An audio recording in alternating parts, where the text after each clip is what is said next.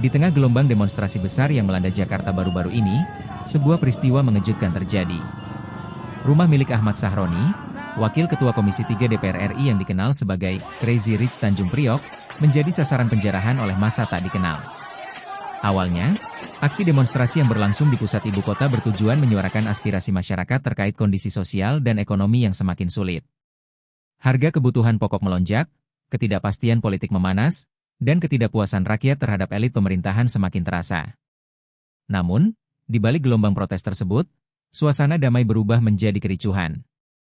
Massa yang awalnya berkumpul di jalanan mulai terpancing emosi ketika terjadi bentrokan dengan aparat. Beberapa kelompok kemudian bergerak liar, mencari sasaran pelampiasan.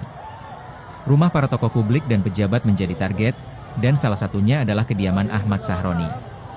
Sebagai figur publik yang sering tampil dengan gaya hidup mewah, Ahmad Sahroni kerap menjadi sorotan. Koleksi mobil sport miliaran rupiah, rumah megah, hingga gaya hidup glamor yang sering terlihat di media sosial, dianggap kontras dengan kondisi masyarakat bawah yang tengah kesulitan.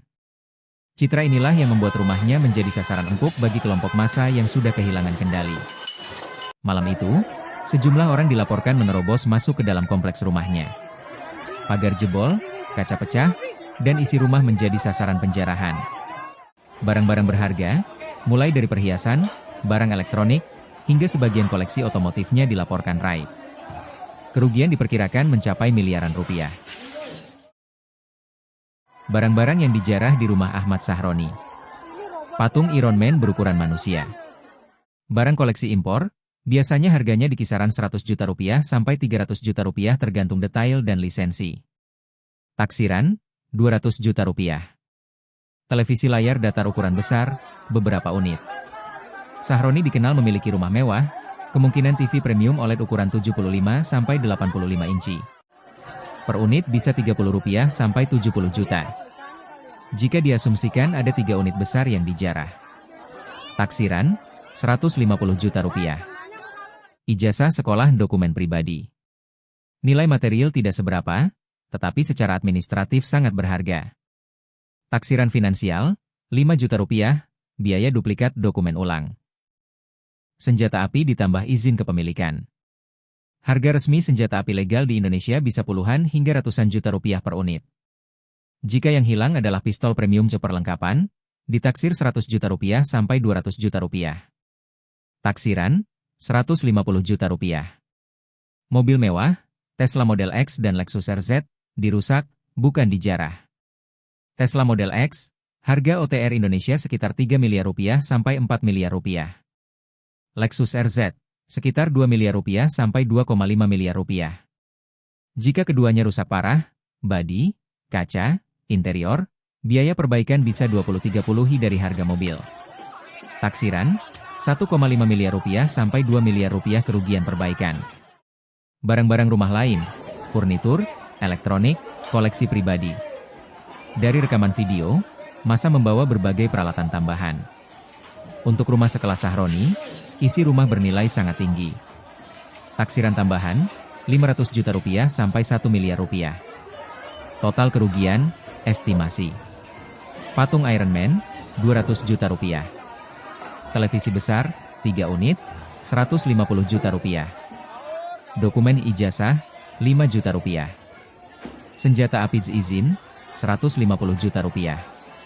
Perbaikan Tesla Model X Lexus RZ, 1,5 rupiah sampai 2 miliar.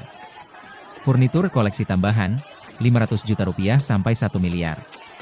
Total estimasi kerugian, 2,5 miliar rupiah sampai 3,5 miliar rupiah. Namun, di balik peristiwa ini, ada latar belakang yang lebih dalam. Kerusuhan dan penjarahan bukan semata-mata aksi kriminal spontan. Ada faktor sosial dan ekonomi yang mendasarinya. Krisis kepercayaan masyarakat terhadap pejabat dan elit politik menciptakan jurang yang semakin lebar.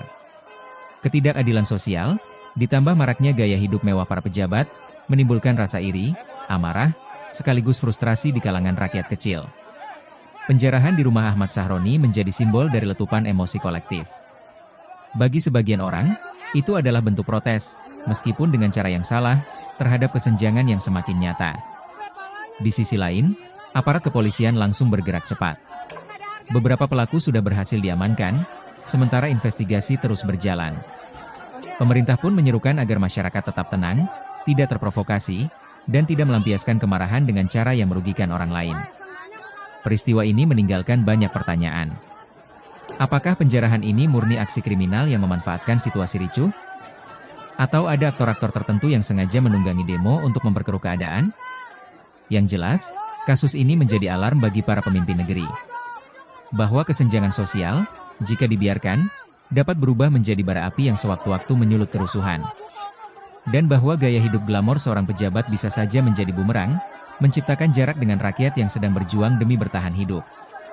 Kini, pasca penjarahan, Ahmad Sahroni memilih menahan diri dari komentar panjang. Ia hanya meminta agar aparat menindak tegas pelaku, dan berharap peristiwa serupa tidak terulang.